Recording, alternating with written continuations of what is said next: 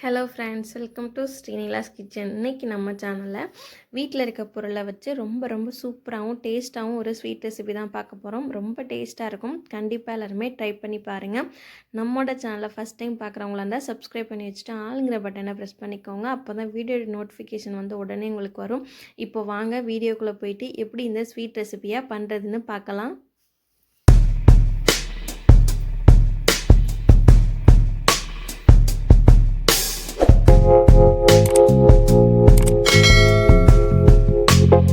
இதை செய்கிறதுக்கு பார்த்திங்கன்னா ஃபஸ்ட்டு ஒரு பேனில் ஒரு கப் அளவுக்கு நான் இன்றைக்கி பால் சேர்த்துருக்கேன். இந்த பால் வந்து காய்ச்சி ஆறின பாலை சேர்த்துக்கோங்க. அதுக்கப்புறமேட்டு பார்த்திங்கன்னா ஒரு கப் அளவுக்கு பொட்டுக்கடலை சேர்த்துருக்கேன். எந்த கப்பில் நீங்கள் பால் எடுக்கிறீங்களோ அதே கப்லேயும் வந்து பொட்டுக்கடலையும் எடுத்துக்கணும். அப்போ தான் வந்து ஈக்குவலாக இருக்கும் டேஸ்ட் வந்து. இப்போ வந்து பார்த்திங்கன்னா பொட்டுக்கடலை பால் ரெண்டுமே நல்லா கொதித்து பொட்டுக்கடலை வந்து நல்லா பால்லே வெந்து வரணும். அந்த அளவுக்கு நம்ம அடுப்பில் வச்சு பார்த்திங்கன்னா கிண்டிகிட்டே இருக்கணும். இப்போ உங்களுக்கு பார்க்கும்போது தெரியும்.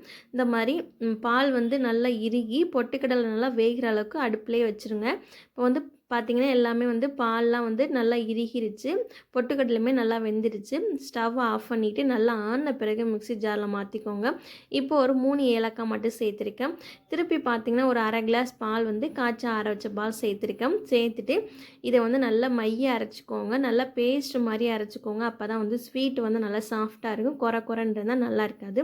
அதனால் நல்லா சாஃப்டாக அரைச்சி எடுத்துக்கோங்க. அடுத்து ஒரு பேனை சூடு பண்ணிக்கலாம். இப்போ வந்து இதில் ஒரு டேபிள் ஸ்பூன் அளவுக்கு நெய் சேர்த்துருக்கேன். நெய்யை வந்து கொஞ்சம் கொஞ்சமாக பிரித்து சேர்த்துக்கலாம். அதனால ஃபஸ்ட்டே வந்து ரொம்ப சேர்க்க வேணாம். ஒரு டேபிள் ஸ்பூன் மட்டும் சேர்த்துக்கோங்க.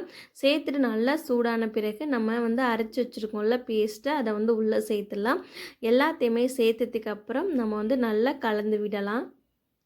ஸ்வீட் சாப்பிட்ணும் அப்படின்னு தோணுச்சுன்னா கண்டிப்பாக அந்த ரெசிப்பியை உடனே செஞ்சு பாருங்கள். டேஸ்ட் ரொம்ப சூப்பராக இருக்கும். நம்ம கடையில் வாங்கி சாப்பிட்ற மாதிரியே இருக்கும். அதுக்கப்புறம் பார்த்திங்கன்னா நல்லா கலந்து விட்டுக்கலாம். நெய் இருக்கிறதுனால நம்மளுக்கு வந்து ஒட்டி பிடிக்காது. பாத்திரத்தில் பார்த்திங்கன்னா நல்லா ஒட்டாமல் வரும். அந்த நெய் இந்த பேஸ்ட் எல்லாத்தையும் நல்லா கலந்து விட்டுக்கோங்க. இது வந்து பார்த்திங்கன்னா ஏற்கனவே வந்து வெந்துருச்சு. பால் பொட்டுக்கடலை எல்லாமே பார்த்திங்கன்னா நல்லா நம்ம காய்ச்சினது தான். அதனால் இது வேகணும்லாம் அவசியம் கிடையாது. ஆல்ரெடி நம்மளுக்கு குக்காகி தான் இருக்குது. அதனால் ஜஸ்ட்டு நம்ம அந்த நெய் அந்த மாவு எல்லாமே வந்து நல்லா திரண்டு வர்ற அளவுக்கு ஃபஸ்ட்டு நல்லா இந்த மாதிரி பிரட்டி எடுத்துக்கலாம். இப்போ பார்த்திங்கன்னா நல்லா ஒட்டாமல் வருது. நல்லா குக் ஆயிடுச்சு. இப்போ நம்ம இதில் என்ன சேர்த்துக்கலாம் அப்படின்னா ஒரு கப் அளவுக்கு நம்ம வந்து சுகர் சேர்த்துக்கலாம். ஓவர் ஸ்வீட் சாப்பிடுவீங்க அப்படின்னா ஒரு கப்புக்கு நீங்கள் ஒரு கப் கூட ஸ்வீட் சேர்த்துக்கலாம். நான் பார்த்திங்கன்னா அரை கப் தான் சேர்த்துருக்கேன். அரை கப் வந்து மைல்டாக இருக்கும் ஸ்வீட்டு.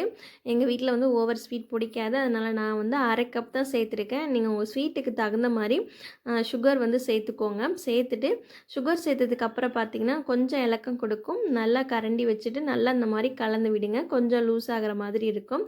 நல்லா கலந்ததுக்கப்புறம் பார்த்திங்கன்னா மறுபடியும் நம்ம நெய் சேர்த்துட்டு இதை நல்லா இன்னும் பேனில் வந்து ஒட்டாத அளவுக்கு நம்ம இதை வந்து பிரட்டி எடுத்துக்கலாம். குழந்தைங்களுக்கெல்லாம் செஞ்சு கொடுத்து பாருங்கள். ரொம்ப விரும்பி சாப்பிடுவாங்க. ரொம்ப ஹெல்த்தும் கூட. பால் பொட்டுக்கடலாம் வச்சு செய்கிறதுனால. மறுபடியும் பார்த்திங்கன்னா ஒரு டேபிள் ஸ்பூன் வந்து கீ ஆட் பண்ணியிருக்கேன். சேர்த்துட்டு இது நல்லா கலந்து விட்டுக்கலாம். நம்ம வந்து சுகர் பால் எல்லாமே சேர்த்துட்டோம். இது வந்து ஃபைனல் ஸ்டேஜ். இதுக்கு மேலே நம்ம வந்து நெய் ஆட் பண்ணலாம் தேவை கிடையாது. இதை வந்து நல்லா பாத்திரத்தில் பார்த்திங்கன்னா ஒட்டாத அளவுக்கு நல்லா அழகாக அந்த மாதிரி திரட்டி எடுக்கணும். அப்போ தான் வந்து சாப்பிட்றதுக்கு ரொம்ப சூப்பராக இருக்கும். உங்களுக்கு பார்க்கும்போது தெரியும் எவ்வளோ அழகாக நல்லா திரண்டுட்டு வருது பாருங்கள். ரொம்ப டேஸ்ட்டாக இருக்கும். கண்டிப்பாக ட்ரை பண்ணி பாருங்கள். இதுக்கப்புறம் பார்த்திங்கன்னா நல்லா அந்த மாதிரி திரண்டு வந்ததுக்கப்புறம் நம்ம இது எல்லாத்தையுமே அடுப்பை ஆஃப் பண்ணிவிட்டு ஒரு பிளேட்டுக்கு மாற்றிட்டு இந்த மாதிரி நல்லா ஷேப் பண்ணி எடுத்துக்கலாம். இது நல்லா ஷேப் பண்ணிவிட்டு ஒரு 15 நிமிஷம் நீங்கள் விட்டாலே போதும். அது பார்த்திங்கன்னா நல்லா இறுகி வந்துடும். சரியாக 15 நிமிஷத்துக்கு அப்புறம் ஓப்பன் பண்ணிங்க அப்படின்னா நல்லா செட் ஆகிருந்தது. இப்போ ஒரு பிளேட் எடுத்துகிட்டு இந்த பிளேட்டை நீங்கள் கவுத்து விடுங்க. கவுத்து விட்டுட்டு 2 தட்டு தட்டினீங்க அப்படின்னா கீழே வந்து பார்த்திங்கன்னா அழகாக அதுவே வந்து எடுத்துகிட்டு வந்துடும். அதுக்கப்புறமாட்டிக்கு இதை திருப்பி வச்சு நம்ம வந்து கட் பண்ணி பீஸ் போட்டுக்கலாம். நீங்கள் விருப்பப்படுற ஷேப்பில் போட்டுக்கோங்க. இந்த மாதிரி கட் பண்ணி வச்சிட்டிங்க அப்படின்னா எடுத்து சாப்பிட்றதுக்கு ரொம்ப ஈஸியாக இருக்கும். ரொம்ப சூப்பராக இருந்தது இந்த ஸ்வீட்டு. கண்டிப்பாக எல்லாருமே ட்ரை பண்ணி பாருங்கள். எங்கள் வீட்டில் எல்லாருமே பார்த்திங்கன்னா விரும்பி சாப்பிட்டாங்க. உங்களுக்கு கட் பண்ணி காமிக்கிற பாருங்கள் ஒரு பீஸு எப்படி இருக்குது அப்படின்னு. ரொம்ப டேஸ்ட்டாக இருந்தது. எல்லாருமே ரொம்ப சூப்பராக இருக்குது அப்படின்னு சொன்னாங்க. நீங்களும் ட்ரை பண்ணி பாருங்கள். அப்புறம் இந்த வீடியோ பிடிச்சிருந்தா லைக் பண்ணுங்கள், ஷேர் பண்ணுங்கள், கமெண்ட் பண்ணுங்கள். நம்மளோட சேனலுக்கு சப்ஸ்கிரைப் பண்ணலாம் அப்படின்னா சப்ஸ்கிரைப் பண்ணிக்கோங்க. தேங்க்ஸ் ஃபார் வாட்சிங்.